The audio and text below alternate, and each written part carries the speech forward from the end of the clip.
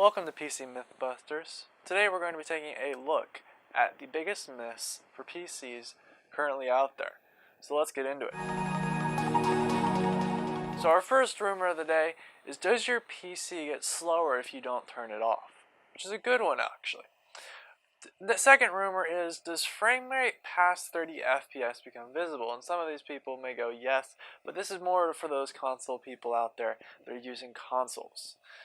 And finally, do you have to, is it required, is it needed to get a power supply larger than your total theoretical wattage? And I say theoretical because, if you add up the max percent wattage for everything, that's what you can expect. So is that needed? So let's get into testing these, shall we? So, to test the first rumor, I pretty much decided to go through and leave my computer on for 3 days.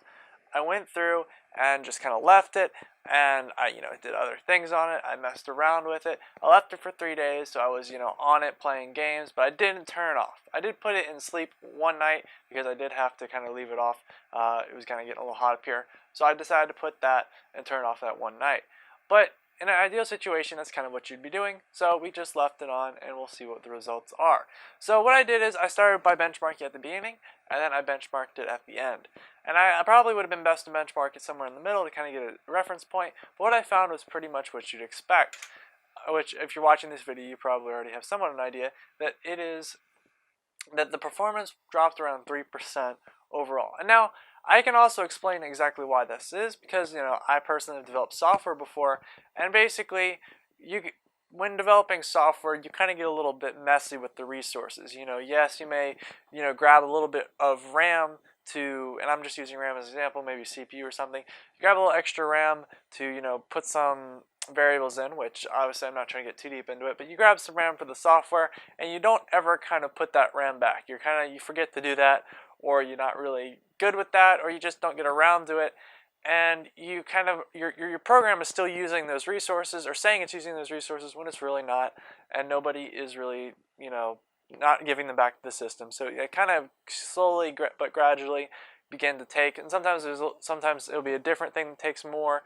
It really all depends on the program, but that's just over small amounts over a small period or large period of time, basically results in your computer slowing down.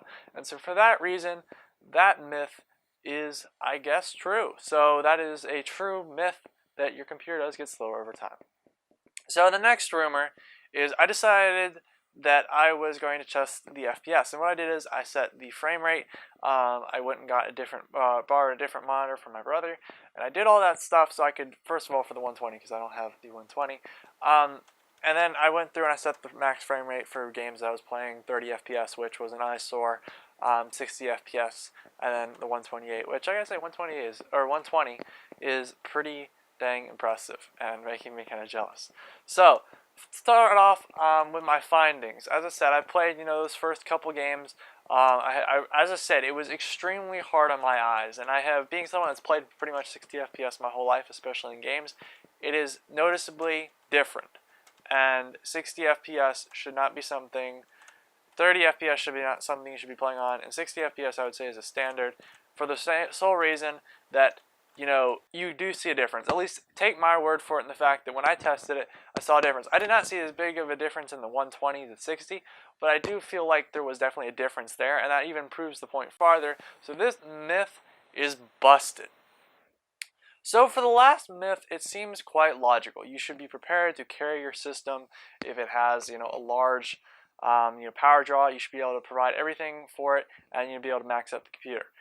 So in order to test this, I decided to theoretically open everything I could.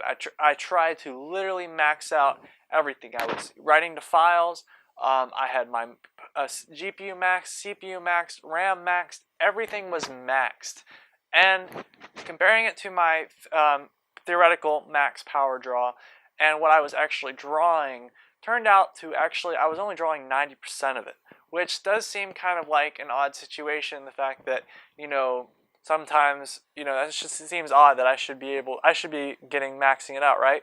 Well, the reason why that is because even with your hard drives, not all the hard drives are running at max speed.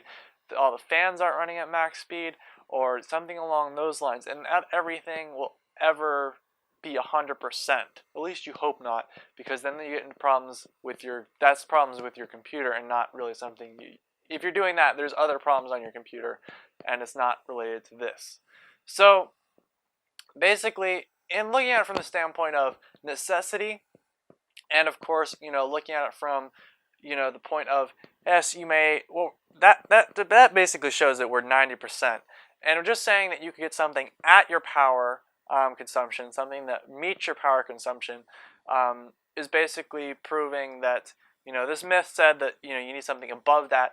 And just by saying that you could get something at the power consumption, have room to add a couple hard drives, or you could just leave it at that and still meet your power consumption and still be good without ever running into any issues, basically makes this myth busted. And pretty much, I would say you don't need to go above, looking at it from the standpoint of necessity. I'm saying if you neglect the planning to upgrade, I'm saying, from pure necessity, yes, it's good to plan down the road. Yes, I'm not saying you should go out and go get a, power supply lower than what you're getting or at what you're getting at your power draw. I'm just saying that, looking at it from the standpoint, is it needed?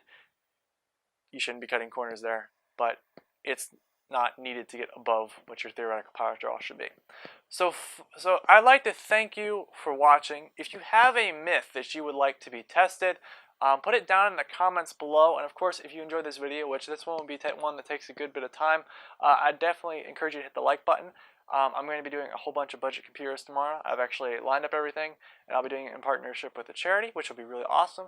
I hope you'll check out that video, which, depending on when you're watching this, may have already been done. So it's a little weird to talk about it in the standpoint of sitting here and saying that. But I hope you enjoyed the video. As I said, give it a like, and of course, check out my channel for A, budget computers, B, I'm hopefully going to try to get this series on the road.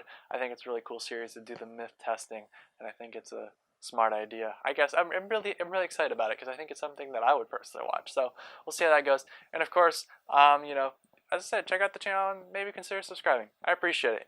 Thank you for watching. Goodbye.